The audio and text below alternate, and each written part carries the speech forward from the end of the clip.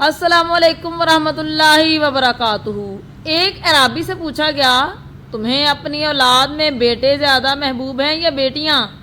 اس نے فوراً جواب دیا جناب بیٹیاں۔ لوگوں نے پوچھا وہ کیوں؟ اس نے کہا جناب والا بات یہ ہے کہ میں کھانے کا بڑا شوقین ہوں۔ جب میں بچہ تھا تو میری ماں مجھے بہترین کھانے کھلاتی تھی۔ پھر میری شادی ہو گئی تو میری بیوی مجھے اس سے بھی زیادہ لذیذ کھانے کھلانے لگی۔ پھر اللہ نے مجھے ایک بیٹی عطا کی۔